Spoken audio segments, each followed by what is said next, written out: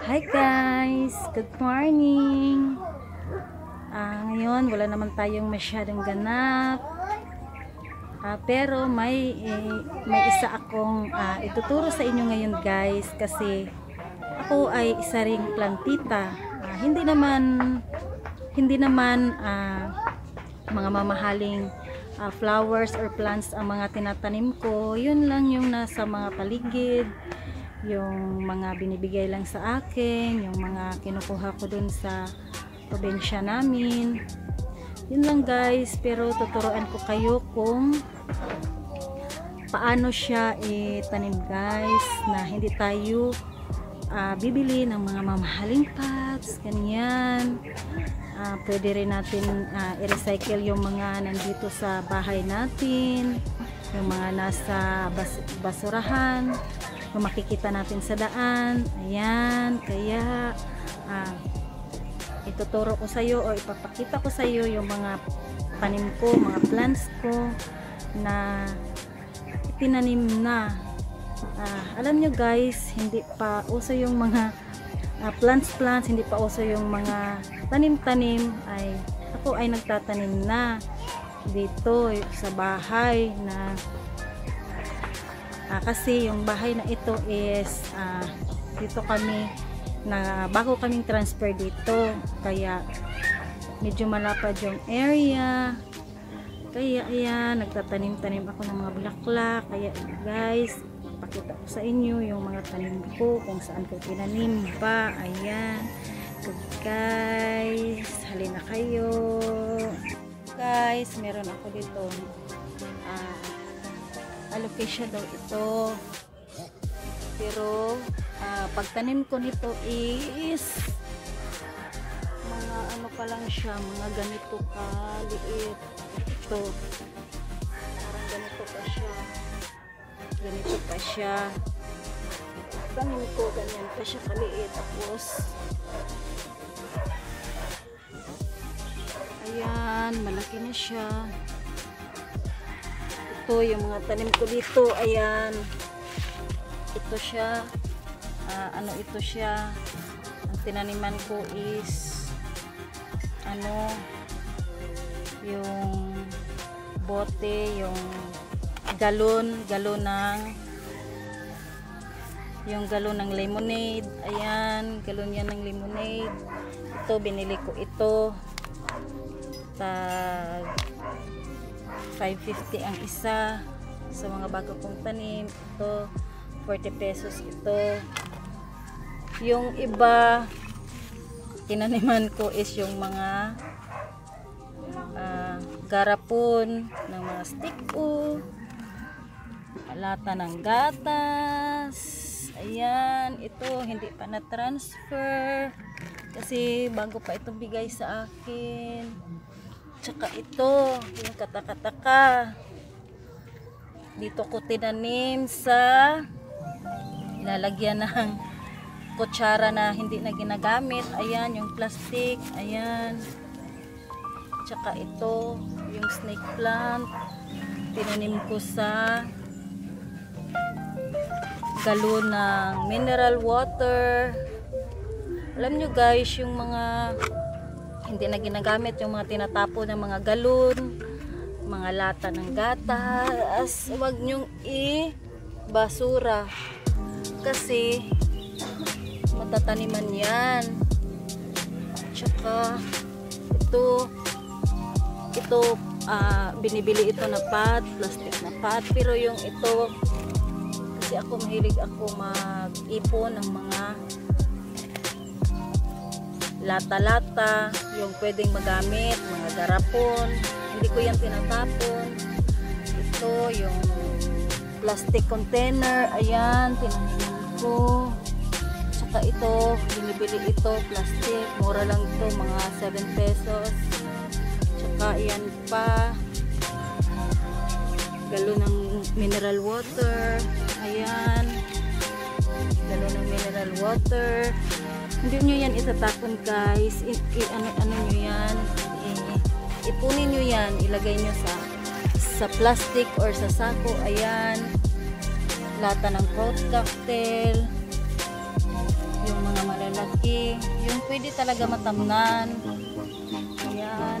Ito, hindi ko pa na-transfer. Meron ako dito mga maliliit na mineral water. I-cutting nyo lang, tanggalin nyo yung nasa ulo niya. Ayan, pwede ng taniman. Ayan, ipunin nyo lang. Ito pa.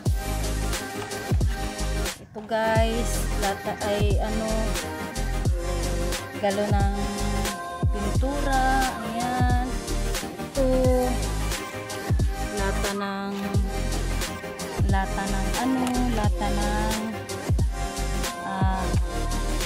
sweet corn. Ayan, lata ng sweet corn, lata yan. Ayan, yung mga sirang Tupperware. Ayan, huwag yung itapon guys, kasi nagtatanim na yan. Ayan, yung hindi ako bumibili ng mga pot na binibili sa department store o sa palengke. Ito, mga galon. Ayan, huwag nyo itapon guys. Mga galon ng mineral water kasi yan, para makatulong naman tayo sa kalikasan natin kasi hindi ito kasi marirecycle ito. Yung recycle natin is nasa sa atin kung paano natin i-recycle. Tatamnan ng mga flowers, gulay. Ito, mineral water na nilalagyan lang ng alambre. Tsaka pwede nyo nang gawing hanging plants. Ayan, ito mineral water. Ito, ayan, mineral water. Lahat ng mineral water. Ayan, mineral water yan. Ipunin natin yan. Uy, ipunin natin yan. Yan, mineral water yan. Yung mga tinaniman ko, ayan. Ito, meron akong tinaniman dito na yung nasa likod ng electric fan. Ayan, sa likod dyan ng electric fan, pwedeng taniman. Yung mga sira na electric fan, ayan, pwede nyong taniman yan. Oh, maganda pa.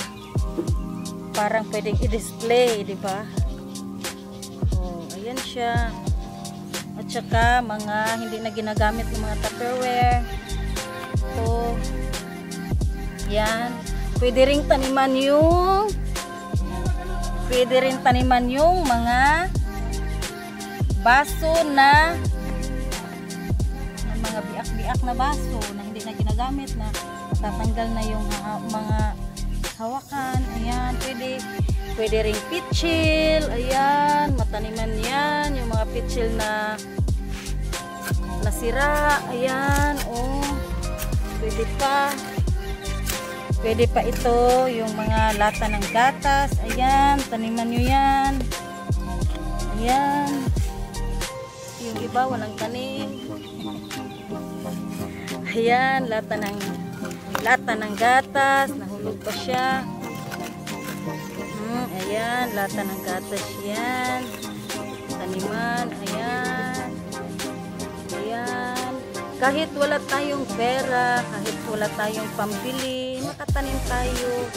Magtiyaga lang tayong maghanap sa mga basurahan. Ayan, yung mga sirang balde. Ayan, lata ng gatas na nido. Oh, nido. Oh, ayan. Oh, mga sirang balde. Ayan, huwag nyo itapon. Huwag nyo ipakilo, kay barato lang. Taniman nyo na lang. Ayan. Oh, ayan. Mga galon ng mineral water. Ayan, mga Tupperware nasira. Ayan. At saka ayan, basket. Yung mga basket na sira. Ito, Tupperware ng ice cream. Ayan, yung mga binibili nyo sa ano. Ayan, mga ito, tinaniman ko yung mga nabiak na baso. Ayan, nabiak na baso na Starbucks pa. Okay, tinaniman ng cactus. Ayan. Ayan. Ito, pag bumibili kayo ng mga cakes, huwag nyong itapon. Ipunin nyo yan at tataniman. Ito. Para sa cakes ito. Pag bumibili kayo, mga ice cream, ayan. Huwag nyong itapon. Yung mga lata ng gatas, ito, ano ito siya. Kita nyo yung malaking action. Pag naubos yun, huwag nyong itapon kasi malaki siya, oh. Pwedeng tamnan. Ayan. Okay, ano yung nabiyak? Okay. Diba guys, ito. Ito guys, alam nyo ito. Ano ito? Yung sa gatas na ano, na fresh milk. Oh, di ba? Maano naman 'yun, matibay. Huwag niyong itapon yung mga basura, basura na 'yun. Oh. See? Matataniman pa. Gatas ito ng fresh milk. Oh. Yan. Yung mga ano ng fresh milk, ayun oh, yung parang Tetra Pak. Okay? Yung mga ano guys, yung mga plastic, yung mga plastic na ng mga gatas, ayun, kasi matibay yun, pwede yung tamnan. Mga cellophane na gaya nito, lagyan nyo lang, pag wala pa kayong pot, lagyan nyo lang ng ano, lagyan nyo lang ng garden soil or soil dyan sa ano nyo, sa gilid ng bahay, pwede rin itong taniman.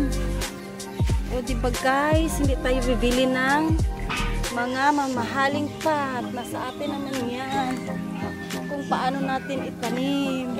Ayan. Ayan. So, alam nyo na guys, ang mga tinaniman ko.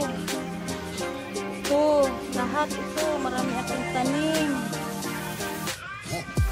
Ayan. Ito, na mga mineral, ano, yung mga fish milk. Ito, mga lata ng fruit cocktail. Makapiright pa sa music. Go correct. Ayan, mga lata ng mga fruit cocktail ito. Ayan pa, lata ng fruit cocktail yan. Ayan, lata yan ng fruit cocktail. Ayan. Yung ice cream, yung tupperware ng ice cream, ayan, ito, meron pa. Ito, sa milk tea ito, huwag yung itapon. Okay, dahil lang ato sa interview. Ayan, o diba? Marami tayong, ayan, galon ng mineral water. Ayan, lalagyan ng ice cream, lata ng fruit cocktail ito. Ayan, lalagyan ng ice cream. Ayan, lalagyan ng mayonnaise ito. Lalagyan ito ng mayonnaise. Ayan, pwede nyo yang taniman. Marami tayong makukuha sa basura na pwede nating taniman, di ba guys? Ayan. Ayan. Yung mga basura natin, yung mga gino-grocery natin, na mga kagaya ng mga dishwashing na sa mga cup. Ayan, pwede yan. Ayan, mga mineral water. Yan, taniman niya natin.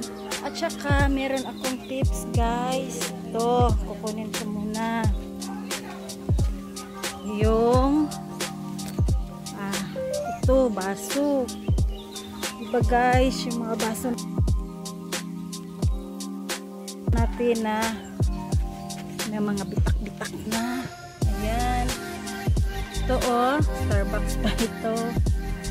Bitak-bitak na, yung mga bitak-bitak na ganyan, di ba, hindi naman natin ginagamit. Ayan, huwag nyong itapon guys, tataniman yan, nataniman yan ng mga cactus, succulent, yung mga maliliit na hindi lumalaki na ano, kagaya nito. Parang hindi siya lumalaki. Ayan, yung cactus na ganyan. Huwag yung itapon yung mga baso. Pwedeng taniman. So, di ba? Ayan, pwede yung taniman. At saka, isa pa. Ito. Ayan. Yung nasa makina ng ano, yung takip sa makina ng electric fan. Plastic man yan. Oh, plastic. Pwede. Taniman. Huwag itapon. Okay. So, ito. Galon ng Clorox. Ayan. Pwede. Chill. Chill na sira. Gamit. Ayan.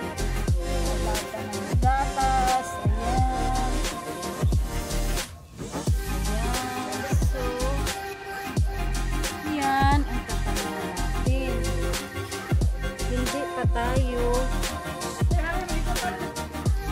makabili ng mga mahal na pots. Makabili naman siguro tayo pero konti lang. Pero pag meron tayong makukuha sa mga basura natin na meron tayong maiipon, kagaya nito, yung balde na sira. Ayan.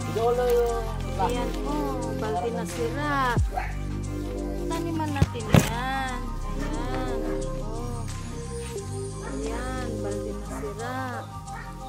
Diba, makakatulong pa tayo sa environment natin. Ayan. So guys, Thank you for watching. ayan yung mga bulaklak ko. My mini garden. Ayan. So guys, sana may natutunan kayo. Bye bye. Thanks for watching. Sana i-like nyo ang video ito at i-share. Thank you.